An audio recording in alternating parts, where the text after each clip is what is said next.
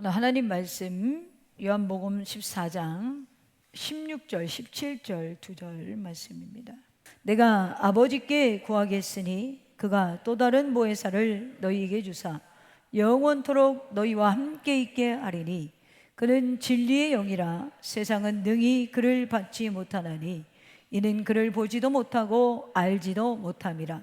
그러나 너희는 그를 아나니 그는 너희와 함께 거하시며 또 너희 속에 계시겠음이라. 아멘. 오늘 하나님 말씀의 제목은 이루시기 위해 하신 약속이라는 제목으로 저와 여러분이 은혜를 나누겠습니다. 이루시기 위해 하신 약속. 여러분, 우리가 약속을 지키기 위해서 약속을 만드신 적 있으세요? 약속을 지키기 위해서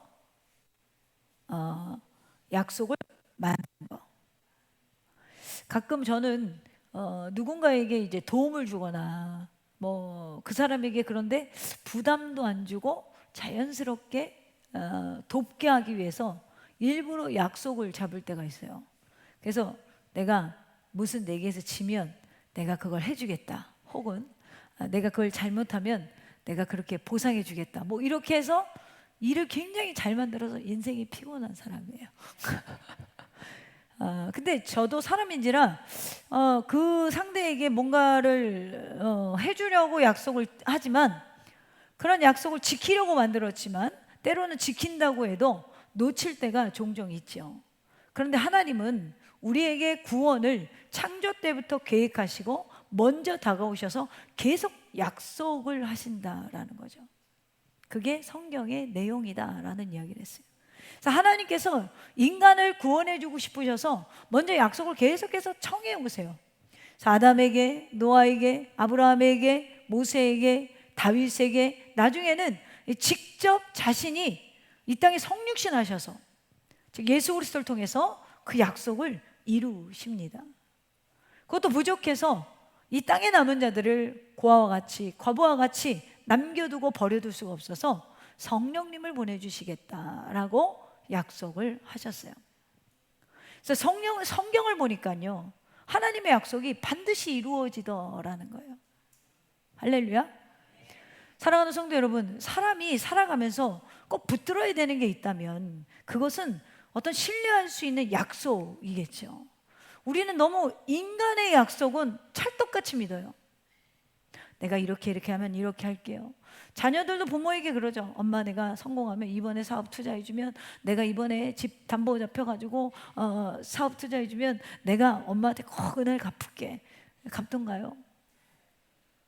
아직까지 그런 자녀는 저를 포함하여 못 봤습니다. 못 갚죠. 약속이라는 것이, 인간과의 약속은 말에만 그칠 때가 되게 많아요. 왜냐하면 그 사람의 성품과 능력에 따라 그 약속을 지킬 수 있는 능력이 달라지기 때문에 그렇습니다. 우리는 일상에서 오늘도 수많은 약속을 하고 살아갑니다. 오늘도 그런 분들이 있었어요. 제가 이번 주에는 교회 나가겠습니다. 근데 안 왔어요. 약속을 지키지 않았죠. 그렇게 수많은 약속을 우리는 지키지 못하고 살아가요. 그래서 상처를 받기도 합니다. 저 사람이, 내 자녀가 혹은 지인이 약속을 했는데 못 받아요. 그럼 상처가 될 때도 있죠. 그러나 하나님은 여러분 결코 거짓말을 하지 않으십니다. 하나님은 오히려 자신의 뜻을 이루기 위해서 오히려 약속을 하시는 분이라는 것이죠. 그래서 하나님의 약속은 결코 공허하지 않고, 하나님의 구속사적 그 구속사 속에서 계속해서 반드시 하나님의 약속이 실현됨을 성경이 증거하고 있다라는 거예요. 그렇습니다. 하나님은 한 번 하신 약속은 반드시 신실하게 이루시는 분이에요. 그래서 나는 여러분들이 하나님의 약속을 받아내는 데 집중했으면 좋겠어요. 왜냐하면 우리는 바꿀 수 있어도 하나님은 바꾸시는 분이 아니거든요. 그러니까 하나님의 약속을 받으셔야 돼요. 민수기 23장 19절에 보니까 하나님은 사람이 아니시나니 거짓말하지 않으시고 인생이 아니니 후회가 없으시도다. 어찌 그 말씀하신 말을 행하지 아니하시며 하신 말씀을 실행하지 아니하시리라. 할렐루야.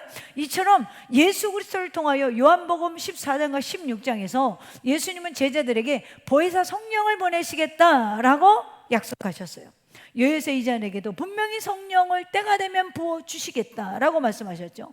그리고 요한복음 14장 16장에서도 내가 떠나면 보혜사 성령을 너희에게 주겠다. 할렐루야.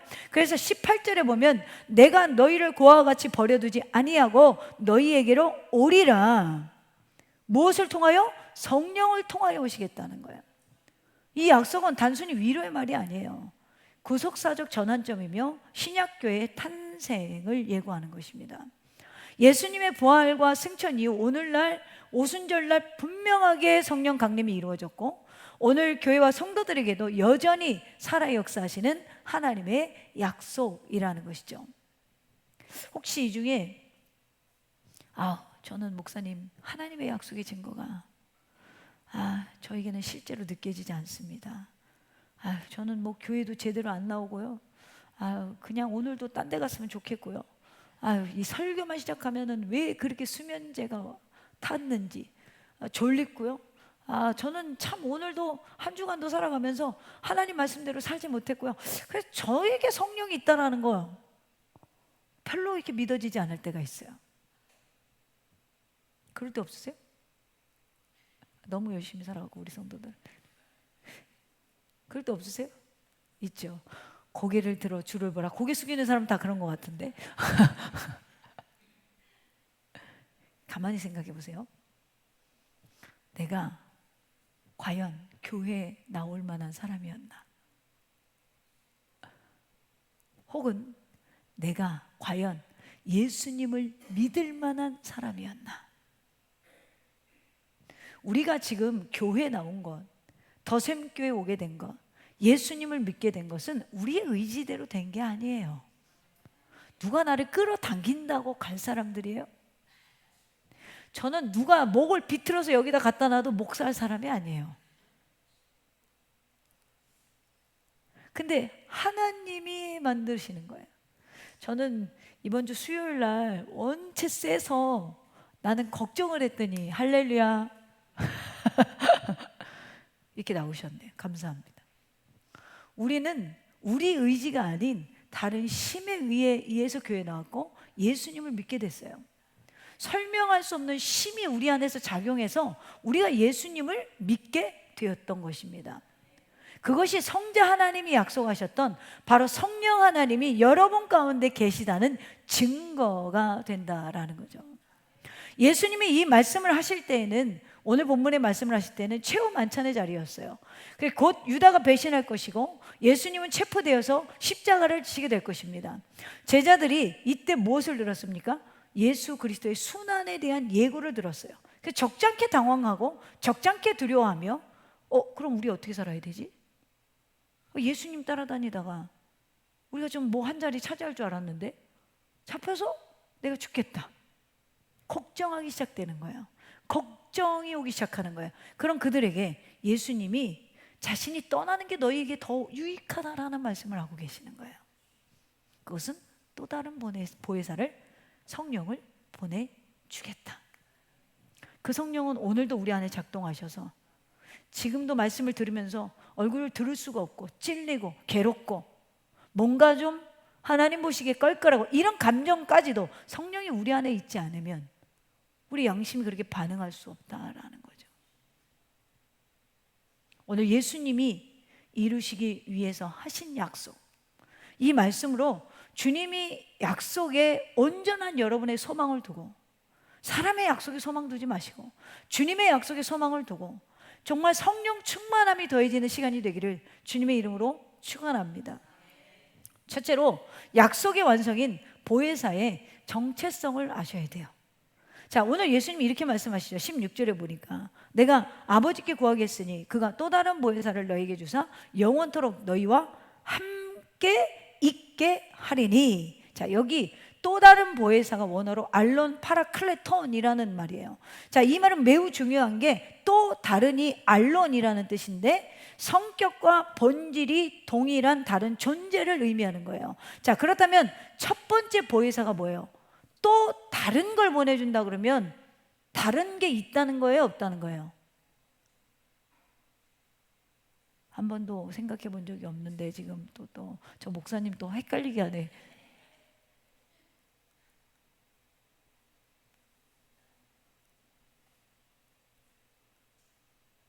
자, 또 다른 걸 보내면 또 뭔가가 있다는 거잖아요. 아니에요? 아니 이런 거죠. 내가 저쪽에서 첫째 아들한테 심부름 좀 보내줘 했는데, 아, 첫째 아들 지금 어디 갔어? 둘째 아들을 보내줄게. 첫째 아들이 있으니까 둘째 아들이 존재하는 거잖아요. 이해되세요? 할렐루야. 90을 드셔도 저의 설교에는 이해력이 있게. 자, 그렇다면 첫 번째 보혜사는 누구죠? 예수 그리스도.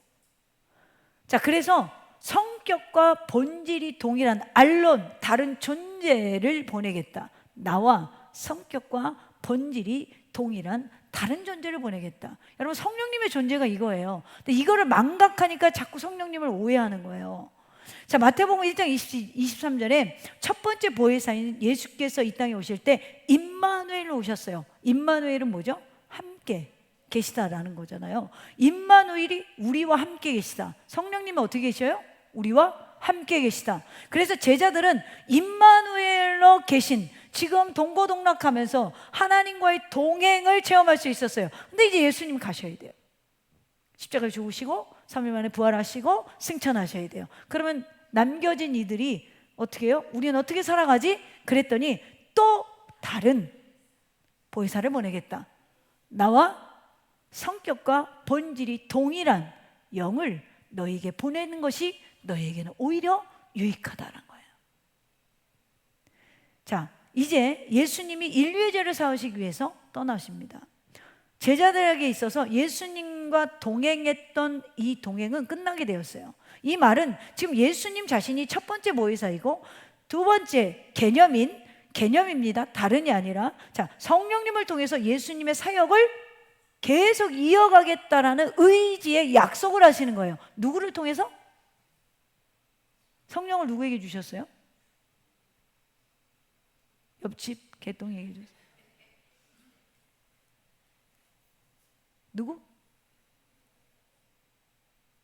누구에게 주셨다고요?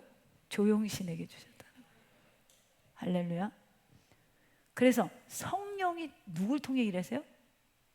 할렐루야. 힘을 내세요. 힘을 내세요. 주님이 손잡고 계시잖아요. 그래서 사명이 있으면 안 죽는 거예요. 반대로 사명 없으면 더 이상 얘기하지 않겠어요. 사명을 회복하셔야 돼요. 그래서 주님이 그의 나라와 그의 의를 바라보라는 거예요. 사람들이 오래 살고 싶어 하는데 하나님 일하세요. 하나님 일하세요. 그래서 이 보혜사, 지금 예수님이 자신이 첫 번째 보혜사이고 성령님을 통해서 계속해서 우리를 통해 사람을 통해서 동일한 하나님께서 일하고 계시다는 거예요. 그리고 보혜사, 이 파라클레토스는 합성어예요. 파라는 옆에 있다는 뜻이고 클레토스는 부름받은 사람이에요. 그래서 직역하면 도움을 주기 위해 곁에 초청된 사람이 주님이 우리에게 보내신 영의 존재라는 거죠. 이 단어는 대변자, 중재자, 돕는 자, 중보자라는 뜻을 가지고 있는데 대개 변호사나 법률 자문가를 가리키는 단어로 사용되었어요. 예수님께서는 이 단어를 성령께서 하시는 역할에 빗댄 거예요. 성부는 우리의 구속을 계획하시고, 성자는 이 땅에 오셔서 성육신 하셔서 구속을 완성하시고, 성령은 우리에게 구원을 적용하십니다. 이 교리만 알아도 여러분은 절대 이단에 빠질 수가 없어요. 자, 본질이 동일한 성부는 구속을 계획하시고 성자 예수 그리스도는 그것을 이루셨고, 본질이 동일한 성령님은 지금 우리 곁에 돕는 자로, 위로자로, 바른 길을 인도하는 자로 우리 가운데 계시다라는 거예요. 할렐루야. 그래서 흔히 말하는 불 떨어진다, 이 표현은 엄청나게 잘못된 표현이에요.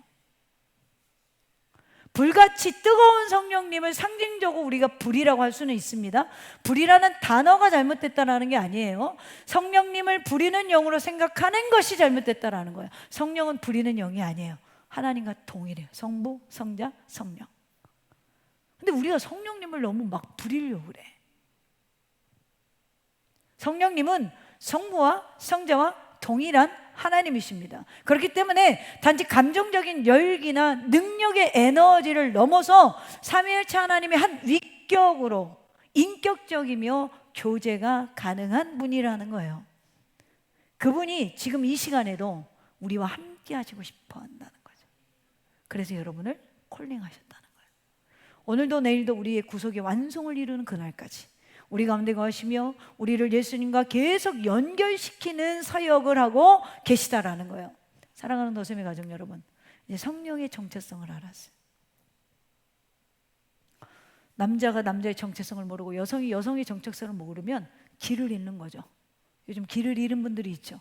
정체성을 잃어서요. 그리스도인이 그리스도인의 정체성을 잃으면 길을 잃어버리는 거예요.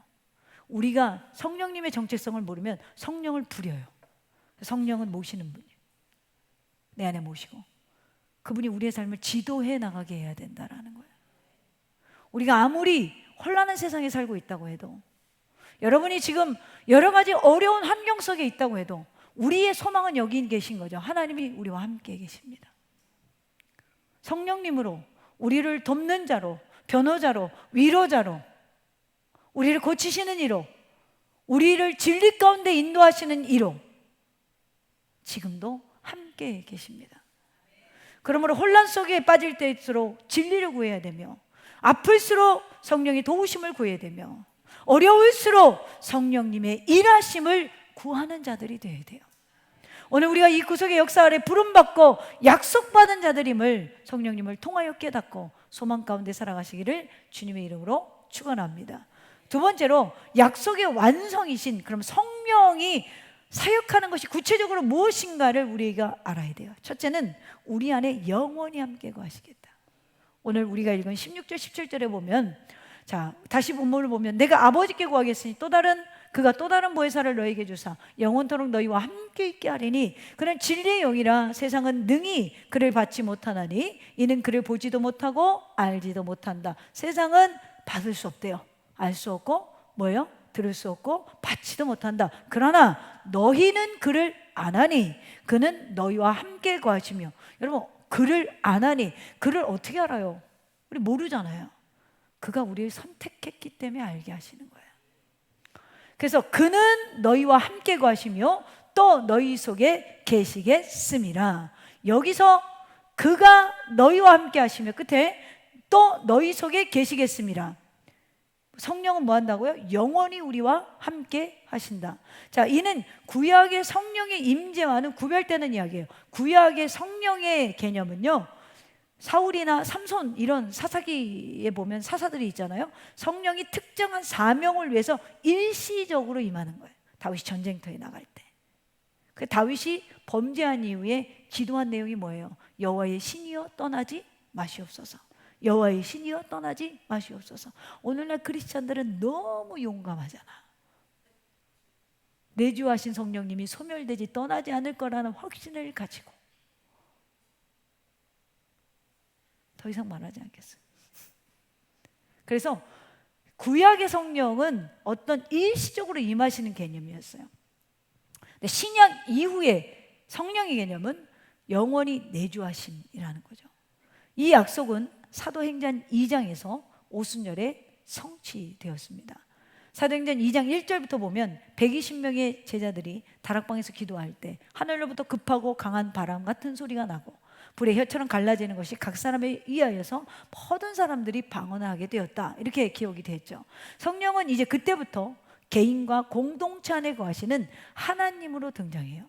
이전에는 어떤 한 특정한 인물에서 나라를 구해야 될 때나 무슨 큰일이 있을 때 하나님이 사용했지만, 이제는 이 오순절 이후에는 개인과 공동체 안에서 거하시는 하나님으로 지금 등장을 하고 있다라는 것입니다. 이것은 곧 이제 더 이상 성전이 건물이 아니라 성도 자신이 되는 시대라고 예고하시는 거예요. 그래서 여러분, 우리 교회는 정말 하나님의 은혜로 이 넓은 곳을 다 쓰고 있지만, 여러분, 하나님의 은혜로 하나님이 건물을 주셨잖아요. 이 건물 안에서 당신의 백성들을 양육하고 그들이 하나님을 즐거워하고 예배하라고 주신 이유인 것이지, 이 건물이 교회지만 진짜 교회는 뭐죠? 우리가 교회예요. 여러분이 누굴 모셨기 때문에? 성령님을 모셨기 때문에. 이것만 하셔도 일주일 동안 여러분 절대 안 가야 될 때 안 갑니다. 안 먹어야 될 거 절대 안 먹습니다. 할렐루야. 더 이상 말하지 않도록 하죠. 바울이 그래서 고린도전서 3장 16절에 이렇게 말하죠. 너희가 하나님의 성전인 것과 하나님의 성령이 너희 안에 계시는 것을 알지 못하느냐. 그럼 우리 더샘교회는, 이 보이는 교회는 뭐냐? 성령을 모신, 신앙으로 고백하여 성령 세례 받은 신앙을 가진 예배 공동체라는, 이 가운데도 성령께서 계시다는 거죠. 오순절 마가의 다락방에 성도들이 모여 함께 기도할 때 성령이 임한 것처럼 예배를 통하여 성령 충만함을 지향하셔야 돼요. 말씀을 통하여 성령 충만함을 지향하는 삶, 기도를 통하여 성령 충만함을 지향하는 삶. 그래서 이것은 예수님이 떠나가셔도 하나님의 일은 성령을 모신 성도들을 통해서 계속된다라는 거죠. 또 두 번째로 사역이 뭐 있냐면, 요한복음 14장 26절에 보면 뭐라고 합니까? 보혜사 곧 성령, 아버지께서 내 이름으로 보내실 성령, 그가 너희에게 모든 것을 가르치고 내가 너희에게 말한 모든 것을 생각나게 하리라. 자, 성령의 두 번째 사역은 말씀을 가르치고 기억나게 하세요. 첫 번째는 영원히 우리와 함께 하시고, 두 번째는 말씀을 가르치고 기억나게 하신다. 성령님은 단지 임재하는 분이 아니에요. 하나님의 유일한 계시의 말씀이 이해되도록 조명하시고 필요할 때마다 기억나게 하시는 분이에요. 그래서 성경은 연세가 많아도 기억나는 거예요. 누가 기억하게 하세요? 성령이 기억하게 하세요. 연세가 드실수록 신앙생활을 잘하는 어르신들을 말하면 총명하다 그러죠. 눈빛이 살아계세요. 왜 그렇죠? 성령이 그 안에 있기 때문에. 성령이 없는 다른 어르신들과는 결이 다른 거예요. 저는 여러분들이 이렇게 하나님 앞에 살았으면 좋겠어요. 총명하게. 우리 외할머니는 돌아가시기 직전까지 외상값 1,500원까지 기억하셨던 분이거든요. 글을 모르신 분이에요. 글을 모르시는 분이 가게를 하셨어요. 근데 우리 외할머니는 특징이 있어요. 365일 새벽 기도 나가는 거. 저희 어머니는 365일 밤 0시 기도하시는 거. 이게 이 두 여성분의 특징이에요. 그런 집에서 저를 낳고 아침에 할머니네 가면 새벽 기도 가자고 깨우고, 엄마랑 있으면 밤에 기도하라고 깨우고. 할렐루야. 아니지만 그러니까 돌아가실 때까지 총명하셨어요. 얼마나 총명했으면 글을 모르시는 분이 외상값 1,500원까지 기억을 하고 다 이야기해 주셨어요. 지금 이제 왔다 갔다 정신이 하시는데, 돌아가시기 전까지. 성령은 우리를 지혜롭게 너희에게 모든 것을 가르치시고 내가 너희의 말한 것을 생각나게 하시리라. 할렐루야. 개역신학에서 이것을 조명사역이라고 불러요. 그래서 이는 성령의 내적 역사로 말씀을 읽을 때 깨닫게 하시고 설교를 들을 때 찔림이 오요. 찔리는 건 지극히 정상인 거예요. 고개를 들어 주를 보라. 찔리는 거는 저도 찔리는 거예요. 설교하면서 지극히 성령이 우리 안에서 역사하시는 거예요. 또 조명사역 세 번째는 설교를 들을 때 찔림이 오고, 네 번째는 기도할 때 성령이 말씀이 떠오르게 하는 사역이에요. 삶의 순간, 모든 순간에 하나님의 뜻을 깨닫게 하시며 그 뜻대로 살아가도록 우리를 이끄시는 분이 바로 성령님이라는 거예요. 마지막으로 성령의 사역 세 번째는 뭘까요? 요한복음 16장 14절에 보니까 그가 내 영광을 나타내리니 내 것을 가지고 너에게 알리시겠습니다. 자, 성령의 세 번째 사역은 예수 그리스도를 증거하신다라는 것이죠. 그가 내 영광을 나타내리니 내 것을 가지고 너희에게 알리시겠습니다. 여기 그가 내 영광을 나타내리니, 이 말은 예수님을 높이고 증거하는 사역을 성령님이 하신다는 거예요. 우리가 구속받은 것, 우리가 구원받은 것을 우리에게 적용시키는 것, 깨달음을 주신다라는 거죠. 그리고 믿어지게 하신다라는 거예요. 그렇습니다. 성령은 예수님을 드러내는 분이죠. 방언이나 예언이나 병고침이나 다양한 은사들이 있지만 그 중심에는 항상 예수를 높이는 일이 있어야 돼요. 은사가 높여지는 게 아니라 예수가 높여져야 된다라는 거죠. 성령님은 크게 두 가지 사역적인 특징이 있습니다. 하나는 기능적인 사역이고 하나는 인격적인 사역이에요. 기능적인 사역은 기적을 일으키고 병을 고치고 각종 은사를 행하게 하는 것이고, 인격적인 사역은 우리를 가르치시고 인도하시고 위로하시고 보호하시는 거예요. 그래서 오늘 말씀에 하시는 성령의 사역은 이 중에서 인격적인 사역을 이야기하는 거예요. 그런데 오늘날 성도들을 보면 성령의 인격적인 사역보다는 기능적인 사역에 치우치는 거예요. 보여지는 거. 제가 어제 재밌는 그 칼럼을 듣게 됐는데, 재물의 복을 받는 비결 1, 2, 3 성경 말씀을 착착착 뽑았더라고요. 나도 한번 해주려고. 그래서 제가 이런 생각이 들어요. 이야, 잘 끼워 맞춘다. 여러분, 오늘날 우리가 그 보여지는 거에 얼마나 집중하고 사는지 몰라요. 교회 와서도 그래요. 여러분, 작은 교회는 하나님이 안 계신가요? 큰 교회만 하나님 계세요? 여러분, 큰 교회 가서 몇천 명, 몇만 명 앉은 데 가면 하나님이 막 보여, 현현해. 그리고 한 명, 두 명 있는 교회 오면 하나님이 막 안 현해. 우리의 어두운 눈이 열리시기를 축복합니다. 우리의 어두운 귀가 열리시기를 주님의 이름으로 축복합니다. 문제는 교회의 외형이 아니에요. 내가 지금 한 명도 없는 교회 가도 내가 성령님과 인격적인 교제를 나누는 사람인가? 여러분, 정말 하늘에서 불을 내리고 안수를 할 때마다 기적과 이적과 표적이 나타나는 그 목사님만 하나님이 쓰시는 분이에요. 한 시간 내내 미동도 없이 이 자리에 서서 떨고 바들바들 떨고 정말 하나님 말씀만 읽다가 내려가는 분은 성령님이 안 쓰는 분이에요. 문제는 우리에게 있다는 거죠. 내가 지금 성령과 교통하는 삶을 살아가고 있는가? 우리는 굉장히 사람과는 소통을 하려고 해요. 특히 리더들에게. 이제 대통령이 새로 뽑혔는데 대통령이 국민과 소통하기를 원하시잖아요. 아니에요? 안 해도 돼요? 괜찮아요? 소통하기를 원하고, 교회 목사가 성도들과 소통하기를 원하고, 학교 선생님이 학생들과 소통하기를 원하고, 회사 CEO가 직원들과 소통하기를 원해요. 근데 우리는 이상하게 전지전능하시고 내 삶의 생사학을 주관하시는 하나님과는 소통을 안 하려고 그래요.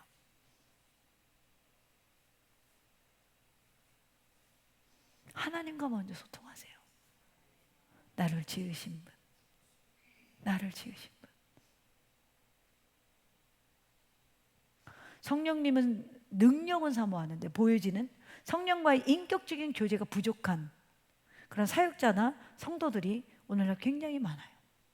예수 이름으로 병을 고치고 몇 시간씩 기도하고 방언하지만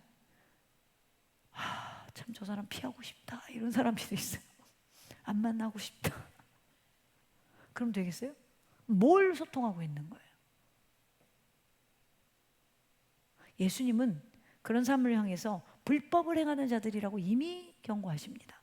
마태복음 7장 21절로 이하에 보면 나더러 주여 주여 하는 자마다 다 천국에 들어갈 것이 아니요 다만 하늘에 계신 내 아버지의 뜻대로 행하는 자라야 들어가라요.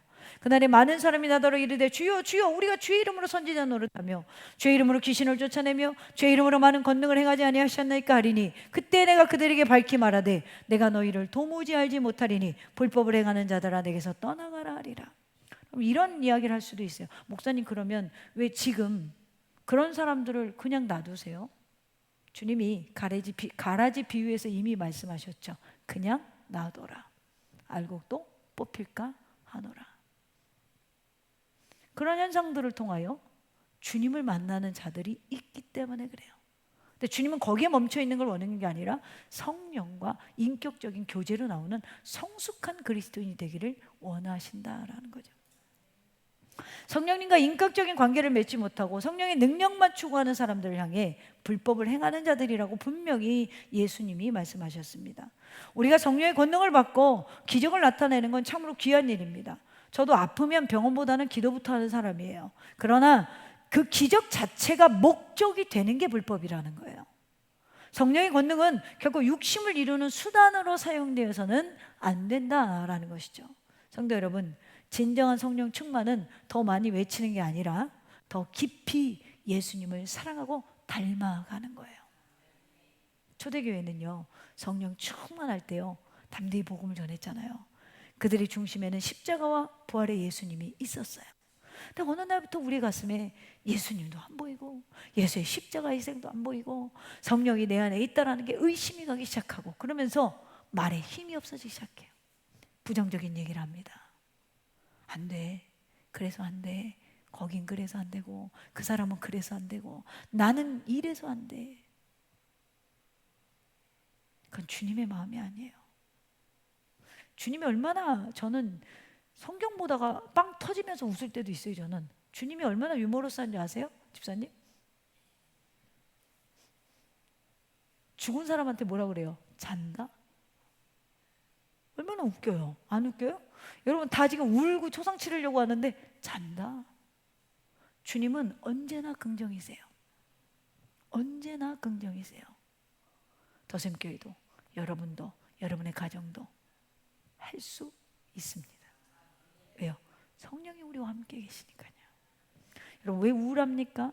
왜 괴롭습니까? 왜 고독합니까? 왜 쓸쓸합니까? 우리가 혹시라도 성령 충만함을 지향하지 않는지 생각해 봐야 돼요. 오늘 우리에게 성취되는 약속을 바라보시며 우리는 어떻게 사용할 것인가? 사도행전 2장에서 이루신 예수님의 약속은 오순절 한 번으로 끝나는 것이 아니라 그건 시작점이고 오늘날 교회와 성도를 통해서 동일하게 성취되고 있습니다.